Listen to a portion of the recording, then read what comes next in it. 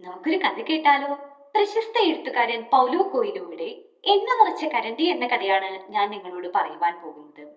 പണ്ടൊരിക്കൽ ഒരു ഗ്രാമത്തിൽ ഒരു കച്ചവടക്കാരനും അദ്ദേഹത്തിന്റെ മകനും താമസിച്ചിരുന്നു. അങ്ങനെയിരിക്കെ ഒരു ദിവസം കച്ചവടക്കാരൻ അദ്ദേഹത്തിന്റെ മകനെ അക്കാലത്തെ പ്രസിദ്ധനായ ഒരു ജ്ഞാനിയുടെ അടുത്തേക്ക് പറഞ്ഞയക്കുവാൻ തീരുമാനിച്ചു. എന്തിനാണെന്നോ? സന്തോഷത്തിന്റെ രഹസ്യം അറിഞ്ഞു വരാൻ. അങ്ങനെ അവൻ 40 ദിനം മരുഭൂമിയെല്ലാം അലഞ്ഞ് തിരിഞ്ഞ് ജ്ഞാനിയുടെ വാസസ്ഥലം കണ്ടെത്തി.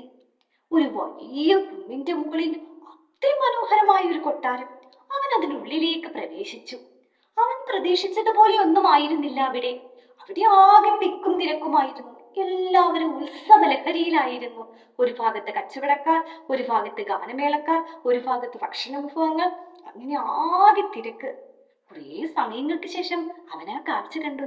അങ്ങ് ദൂരെ നിന്നും ഓരോരുത്തരോടുമായി സംസാരിച്ച് മുന്നിലേക്ക് വരുന്നു. 2 മണിക്കൂറുകൾക്ക് ശേഷം ഗുരു അവന്റെ അരികിലും എത്തി. എന്നിട്ട് ഗുരു അവനോട് ചോദിച്ചു, നീ സന്തോഷത്തിന്റെ രഹസ്യം എന്തെന്ന് അറിയുവാൻ വേണ്ടിയാണ് നമ്മുടെ അടുത്ത് വന്നത് അല്ലേ? അത് കേട്ടതും അവൻ ഞെട്ടി. താൻ വന്നതിന്റെ ഉദ്ദേശം എന്താണെന്ന് ഗുരു മനസ്സിലാക്കിയിരിക്കുന്നു. മഹാ അത്ഭുതം തന്നെ. എന്നിട്ട് ഗുരു അവനോട് പറഞ്ഞു, ഞാൻ ഇപ്പോ അല്പ തിരക്കിലാണ്. 2 മണിക്കൂറുകൾക്ക് ശേഷം നീ നമ്മെ വന്ന് കാണൂ. അത്രയും നേരം നീ കൊട്ടാരമൊക്കെ ഒന്ന് ചുറ്റിക്കാണും. അങ്ങനെ പറഞ്ഞിട്ട് ഗുരു ഒരു സ്പൂണും അതിൽ 2 തുള്ളി എണ്ണയും ഒഴിച്ച് അവന്റെ കയ്യിലേക്ക് നൽകി. എന്നിട്ട് ഗുരു പറഞ്ഞു, ഇതിലെ 2 തുള്ളി എണ്ണ നീ നടക്കുമ്പോൾ തുളുമ്പിപ്പോകാതെ സൂക്ഷിക്കണം. അങ്ങനെ ആ സ്പൂണും അതിലെ 2 തുള്ളി എണ്ണയുമായി അവൻ കൊട്ടാരമാകെ ചുറ്റിക്കണ്ടു. ഓരോ പടവുകളും വരാന്തകളും പിന്നിട്ട് 2 മണിക്കൂറുകൾക്ക് ശേഷം അവൻ ഗുരുവിന്റെ അരികിലെത്തി. അപ്പോൾ ഗുരു അവനോട് ചോദിച്ചു, നീ കാഴ്ചകളൊക്കെ നല്ലതുപോലെ കണ്ടില്ലേ? നീ നമ്മുടെ ആ പൂന്തോട്ടം കണ്ടോ? എത്ര കഷ്ടപ്പെട്ടിട്ടാണ് അത് ആ നിലയിലേക്ക് എത്തിച്ചതെന്ന് നിനക്കറിയാമോ? നീ നമ്മുടെ ആ ഊട്ടുപുരയിലെ തിരശ്ശീല കണ്ടോ? അങ്ങ് പേർഷ്യയിൽ നിന്ന് പ്രത്യേകം തയ്യാറാക്കി കൊണ്ടുവന്നതാണത്. നീ നമ്മുടെ ആ ഗ്രന്ഥപുര കണ്ടോ? ഇതെല്ലാം കേട്ടപ്പോൾ അവൻ ആകെ വിഷമിച്ചു. താൻ ഇതൊന്നും കണ്ടില്ല. തന്റെ ശ്രദ്ധ മുഴുവൻ 2 തുള്ളി എണ്ണയിലായിരുന്നു. അത് തുളുമ്പിപ്പോകാതെ അതിൽ മാത്രം ശ്രദ്ധിച്ച് നടന്നതിനാൽ ഇതൊന്നും അവന് കാണാൻ പറ്റിയില്ല. അങ്ങനെ അവൻ അവന്റെ സങ്കടം ഗുരുവിനോട് പറഞ്ഞു.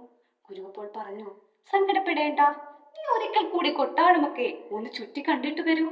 അങ്ങനെ അവൻ വീണ്ടും കൊട്ടാരമെല്ലാം ചുറ്റിക്കാണുവാനായി പുറപ്പെട്ടു. അപ്പോഴും അവന്റെ കയ്യിൽ ആ സ്പൂണും അതിലെ 2 തുള്ളി എണ്ണയും ഉണ്ടായിരുന്നു. ഇത്തവണ അവൻ കാഴ്ചകളൊക്കെ വിശാലമായിട്ട് കണ്ടു. അങ്ങനെ 2 മണിക്കൂറുകൾക്ക് ശേഷം വീണ്ടും അവൻ ഗുരുവിന്റെ അരികിലെത്തി. അപ്പോൾ ഗുരു അവനോട് ചോദിച്ചു, ഇത്തവണ നീ കാഴ്ചകളൊക്കെ നല്ലതുപോലെ കണ്ടില്ലേ? ഓ ഗുരു, എല്ലാ കാഴ്ചകളും ഞാൻ കണ്ടു. എത്ര മനോഹരമായിരിക്കുന്നു ഈ കൊട്ടാരം. അവൻ കണ്ട ഓരോ കാഴ്ചകളും ഗുരുവിനോട് പറഞ്ഞു. അപ്പോൾ ഗുരു അവനോട് ചോദിച്ചു, അല്ല, നിനക്ക് തന്ന ആ 2 തുള്ളി എണ്ണ എവിടെ? അത് കേട്ടതും അവൻ സ്പൂണിലേക്ക് നോക്കി. ഇല്ല, തന്റെ കയ്യിൽ ആ 2 തുള്ളി എണ്ണയില്ല. എവിടെയോ അത് നഷ്ടപ്പെട്ടിരിക്കുന്നു.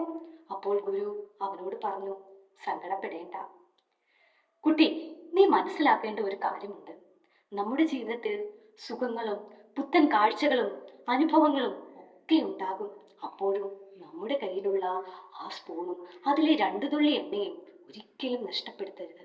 ആ 2 തുള്ളി എണ്ണ സൂചിപ്പിക്കുന്നത് സത്യത്തെയും ധർമ്മത്തെയുമാണ്. അതാണ് നമ്മുടെ സന്തോഷത്തിന്റെ രഹസ്യം. ഇത് കേട്ടതും അവൻ സന്തോഷിച്ചു. അങ്ങനെ അവൻ തിരികെ അവന്റെ പിതാവിന്റെ അരികിലേക്ക് എത്തി. കൂട്ടുകാരെ, നിങ്ങൾക്ക് മനസ്സിലായില്ലേ? നമ്മുടെ ജീവിതത്തിൽ നമ്മൾ എപ്പോഴും മുറുകെ പിടിക്കേണ്ടത് സത്യത്തെയും ധർമ്മത്തെയുമാണ്. ആ സ്പൂണിലെ 2 തുള്ളി എണ്ണയെ സൂചിപ്പിക്കുന്നത് സത്യത്തെയും ധർമ്മത്തെയുമാണ്. ജീവിതത്തിൽ വ്യത്യസ്തങ്ങളായ സാഹചര്യങ്ങളിലൂടെ നമ്മൾ കടന്നു പോകും. സുഖങ്ങളിലൂടെയും ദുഃഖങ്ങളിലൂടെയും കടന്നു പോകും. പ്രതിസന്ധികളിലൂടെ കടന്നു പോകും. അപ്പോഴും നമ്മൾ നമ്മുടെ സത്യത്തെയും ധർമ്മത്തെയും മുറുകെ പിടിക്കണം. നന്ദി, നമസ്കാരം.